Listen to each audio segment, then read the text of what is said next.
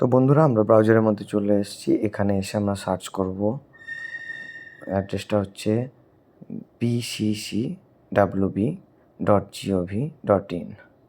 এটা লিখে আমরা সার্চ করলেই আমাদের ওয়েস্ট বেঙ্গল পুলিশের যে অফিসিয়াল সাইটটা সেটা একটা খুলে যাবে আমাদের পোর্টাল। তারপরে ডান দিকে পিসিসি এই অপশানটায় আমরা ক্লিক করব।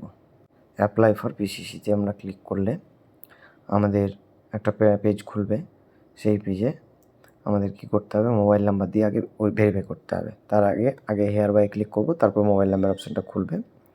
খুলে যাওয়ার পর মোবাইল নাম্বার দিয়ে সেন্ড ওটিপিতে আমরা ক্লিক করব। ক্লিক করলেই ওটিপি সেন্ড হয়ে গেছে।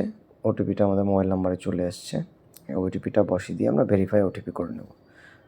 তারপর ওকে, ওটিপি ভেরিফাই হয়ে গেলে ওকে করে দেবো। ওকে করে দেওয়ার পর আমাদের মেন পোর্টালটা খুলে যাবে।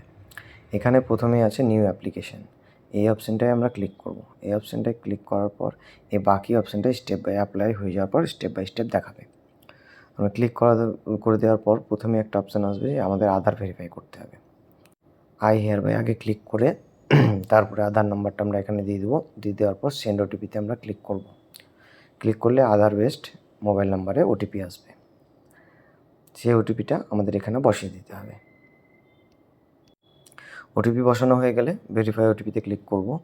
ভেরিফাই হয়ে গেলে ওকে করব।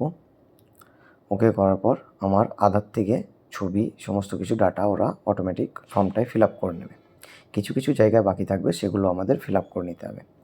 একটু স্ক্রল ডাউন করে নেব। আমার নাম সব কিছু আধার থেকে নিয়ে নিয়েছে। এখানে ইমেল অ্যাড্রেস এবং যদি বিবাহিত হয়ে থাকে তার স্বামী বা স্ত্রীর নামটা এখানে দিতে হবে।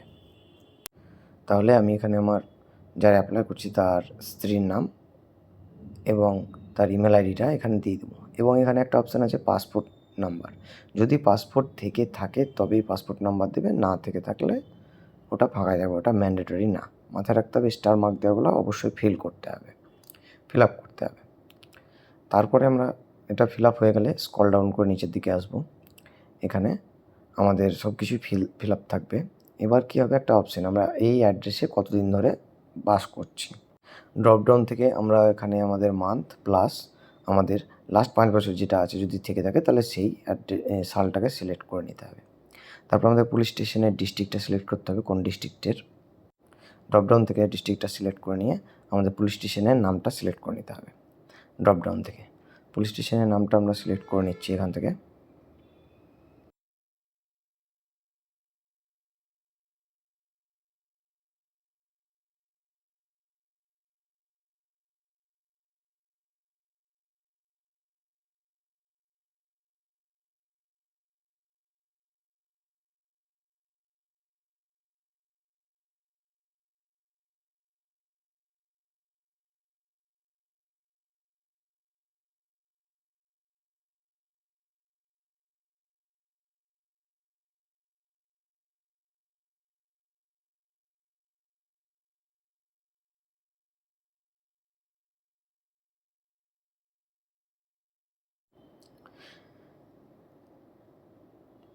ফিল আপ হয়ে গেলে আমরা সেভ অ্যান্ড প্রসিড অপশানে ক্লিক করব।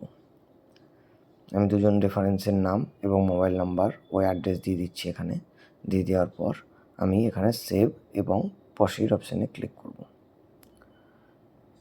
মনে রাখতে হবে, যদি এডুকেশন পারপাস সিলেক্ট করে তাহলে ওখানে আধার কার্ড শুধু একটা ডকুমেন্ট দিলেই হবে। যদি এমপ্লয়ি হয় তাহলে তার জার্নাল একটা দিতে হবে, এমপ্লয়ের যে কোথায় চাকরি করছে তার একটা কাগজ আপলোড করতে হবে। ঠিক আছে, এটা হয়ে গেল। এবার আমরা সেভ অ্যান্ড প্রসিড করলে আমাদের একটা আইডি ক্রিয়েট হবে। করার পর পে নাও আমাদেরকে পেমেন্ট করতে হবে। আইডিটা আমাদের লিখে রাখতে হবে বা ছবি তুলে রাখলেও হবে। তারপর আমরা পে নাওয়ে ক্লিক করব। পে নাওয়ে ক্লিক করার পর একটু সময় নিয়ে আমাদের পেমেন্টের পেজ খুলে যাবে। আমাদের এই পুলিশ ভেরিফিকেশান করতে 300 টাকা 300 টাকা লাগবে। ঠিক আছে, এখানে একটা মাথায় রাখতে হবে, পেমেন্ট আমরা পে করে নিচ্ছি আগে।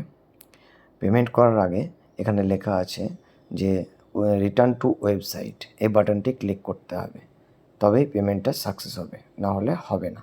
ঠিক আছে, তাহলে এই যে অপশানটায় লেখা আছে, পুরো বাংলাতেও লেখা আছে এবং ইংলিশেও লেখা আছে, বুঝে নেবে। ঠিক আছে, তাহলে আমরা পে করে নেব। পে করার পর রিটার্ন টু ওয়েবসাইট আমরা ক্লিক করব। ক্লিক করলে আমাদের আবার ড্যাশবোর্ডটা চলে আসবে।